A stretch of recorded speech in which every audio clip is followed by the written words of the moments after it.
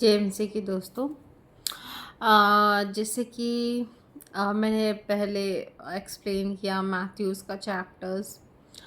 और आज मैं सोच रही थी कि आगे एक्सप्लेन करूँ मैथ्यू का चैप्टर। तो फिर मैं प्रेयर कर रही थी, तो मैं सोच रही कि तब तक अंदर से ऐसा लगा किसी ने बोला या आवाज़ दिया कि ठीक है, मैथ्यू के चैप्टर तो हम एक्सप्लेन कर देंगे, बट अब मैं अपना आपको सपना बताना चाहती हूँ जो जो मैंने देखा है। मैं अब बताऊंगी आपको अपना सपना, जो कि डिकोड करना बहुत ही थोड़ा मुश्किल है। बट कुछ चीज़ें जो मैंने पहले देखी थी, जो पहले सपने देखे थे, मैंने पहले के वीडियोस में बताया। अब मैं इंडिविजुअली हर एक एक वीडियो में बताऊंगी कि मैंने क्या देखा और उसके बारे में मुझे कैसे पता चला। क्योंकि मैंने बहुत ऐसा सपना देखा है जिसके बारे में अ, बहुत लोगों ने को नहीं पता, या बहुत लोगों से मैंने पूछा, बड़े बड़े लोगों से, तो उनको भी नहीं पता है कि ये कैसा सपना है या क्या है। क्योंकि इसको डिकोड करना it's like not easy, but prayer करते करते ये सब चीज़ें मुझे बाइबल में ही मिली हैं। और आपको भी कुछ पता होगा तो आप बताइएगा, आपको क्या समझ में आया, क्या कैसा लगा। आप अपनी भी एक्सपीरियंस हमको बताइएगा। अगर आपको भी ऐसे कोई सपने आते तो उसको भी बताइएगा, कि कमेंट्स में लिखिएगा कि कैसा लगा। तो सबसे पहले मैं शुरू करती हूँ। अभी रिसेंटली बात है कि परमेश्वर जब बात करता है तो वो सपने के थ्रू बात करता है। बट कभी कभी परमेश्वर ऐसा सपना दिखाता है कि हमें खुद नहीं पता चलता कि इसका मतलब क्या है। तो हम लोग क्या करते हैं, तो उसके बाद से मेरे साथ होता है कि मुझे सपने का मतलब नहीं पता चलता। मैं देख लेती हूँ, मतलब नहीं पता चलता। बाद में मुझे कैसा पता चलता है, मैं बताती हूँ। तो ये सपना अभी रिसेंटली का है, कुछ दिन पहले का। तो मैंने सपना देखा कि मैं सो रही हूँ। एक्चुअली मैं रात में हम लोग सोते थे, तो सो रही हूँ और सपने में मैं सो रही हूँ। और उसके बाद मैं देख रही हूँ बहुत रोशनी हो गई है, बहुत एक्सट्रीम लेवल की रोशनी हो गई है, हर जगह रोशनी हो गई है। और फिर मैं उठी और सबको उठाया, अरे सुबह सुबह हो गया, सुबह हो गया, उठ जाओ सब। फिर मैं टाइम देख रही हूँ, तो किसी ने सब बोला, अभी तो सुबह 3-4 बज रहे, इतनी 3-4 बजे इतनी रोशनी कैसे। तो मैं भी सबसे पूछ रही, इतनी रोशनी कैसे हो गई, इतना जल्दी सूरज कैसे उग गया। तो फिर सब लोग भाग के छत पे जाते हैं, ऐसे आप भाग के बाहर जाते हैं। फिर मैं देखती हूँ कि सामने सूरज है, और सूरज की इतनी रोशनी आ रही, इतनी रोशनी निकल रही सूरज से। तो जब वो निकल रही थी, और जब मैं सबसे पूछ रही, यार ये कैसे हो गया, सुबह 3-4 बजे इतनी सूरज, इतनी सुबह कैसे हो गया। वो एक्सट्रीम लेवल का रोशनी था, जैसे नॉर्मल सूरज होता है उससे ज़्यादा। जैसे हम लोग सुबह सूरज देखते हैं वो रहता है, मगर उससे ज़्यादा एक्सट्रीम लाइट था। फिर कुछ ऐसा हुआ कि वो चेंज हो गया मून में। कुछ ऐसे एकदम फ्लैश हुआ, वो चेंज हो गया, और पूरा जो रोशनी था वो अंधेरे में चेंज हो गया। अब वो रोशनी हो चेंज हो गया चांद में, मून में। और हर जगह अंधेरा होगा, जैसे नॉर्मली रात में अंधेरा हो रहता है जब हम चांद देखते हैं, तो वैसे ही होता है। तो वैसा हो गया, और हल्की सी रात की रोशनी हो रही चांद से।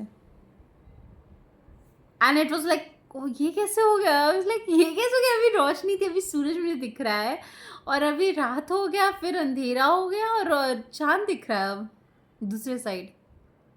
और वो मेरी आंखों के सामने हो रहा है, उसको सब चेंज होते हुए देख रहे हैं। तो मैं उठी, हमको तो लगा कि ये नॉर्मल सपना होगा, या मैं कहीं सोची होंगी, बट इतना इंटेंस कोई नहीं सोच सकता है ना। तो मैं इतना इंटेंस नहीं सोच सकती। तो तो क्या हुआ फिर मैं सोची कि अच्छा ठीक है। तो मैं क्या कहते थे, इंस्टाग्राम स्क्रॉल कर रही थी। तो मेरे जितने जो जिसको मैं ज़्यादा फॉलो करती हूँ वो स्पिरिचुअली है, जैसे बाइबल को रिलेटेड कोड, जीसस से रिलेटेड कोड है, और या जितने प्रीचर्स है कुछ कुछ लोग को मैं फॉलो करती हूँ। तो I was just scrolling Instagram, तो मुझे एक वचन मिला एंड दैट स्ट्राइक्ड मी। वो सीधे हमको लगा दिल में, मैंने कहा ये तो वही है जो मैंने देखा था। अब मैं आपको वो वचन बताती हूँ। वो वचन है यशाया 60 का 90, चैप्टर 60 वर्सेस 90।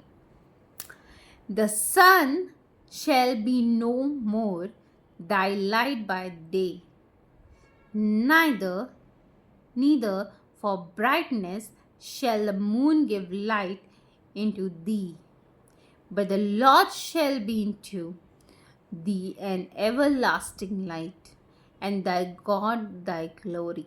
Means, अब सूर्य दिन में तेरा उजाला नहीं रहेगा, और ना चंद्रमा का प्रकाश तुझे चमक देगा, परंतु यहोवा तेरे अनंत उजियाला और तेरा परमेश्वर तेरा तेज होगा।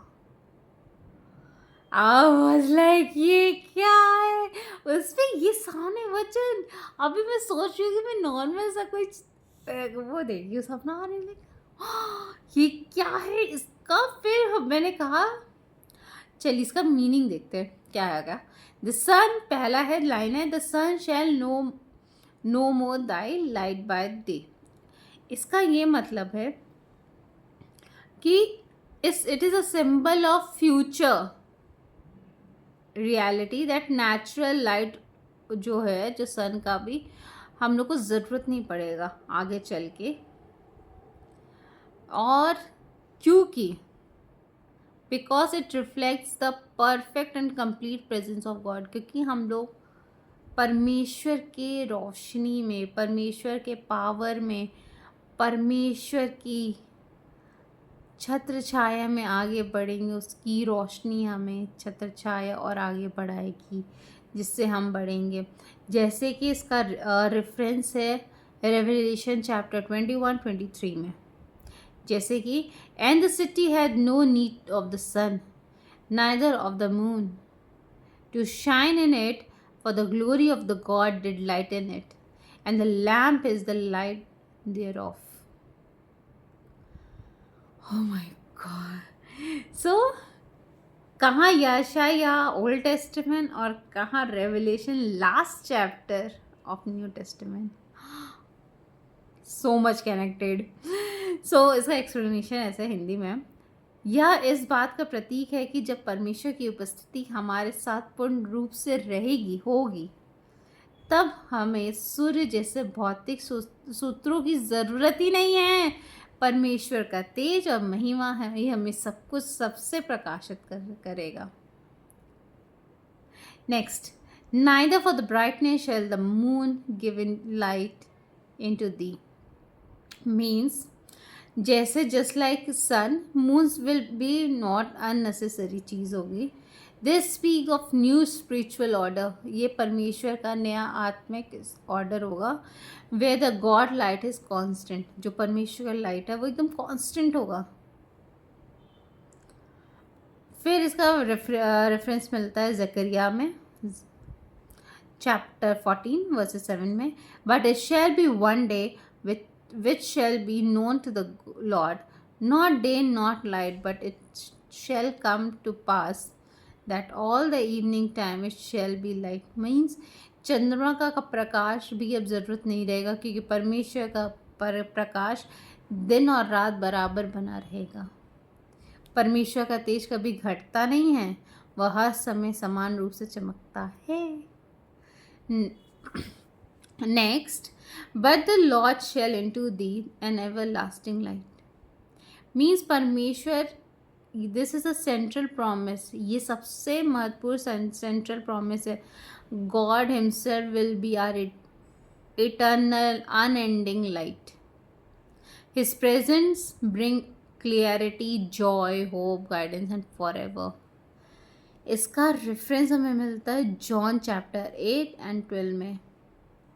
वर्स 12 में Jesus speaking, I am the light of the world and he who follow me shall not walk in the darkness but into the light.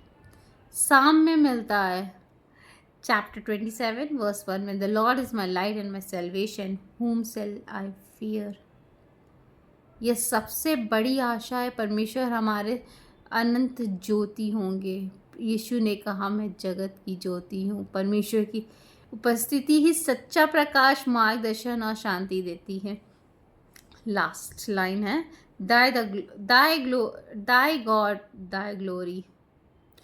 सो ये आइडेंटिफाई करता है स्ट्रेंथ एंड ऑनर, विल, और ये दिखाता है कि ये स्ट्रेंथ एंड ऑनर आएगा ह्यूमन अचीवमेंट्स या वर्ल्ड से नहीं आएगा, बट जब हमारा रिलेशनशिप गॉड जीसस से अच्छा होगा तभी हमें मिलता है, और उसकी जो ग्लोरी है हमसे शाइन करती है।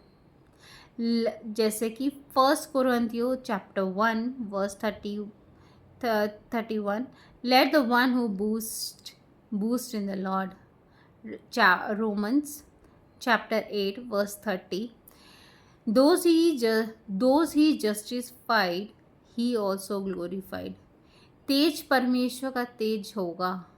इसका यह अर्थ है कि महिमा, पहचान और गौरव परमेश्वर से ही मिलता है, और हमारे जीवन में जो भी अच्छा चमकदार होगा वह परमेश्वर के तेज से ही होगा।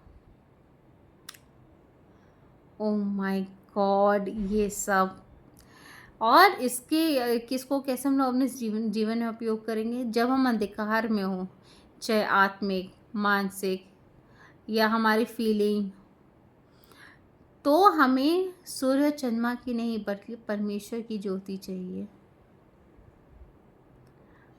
हमें अपनी महिमा,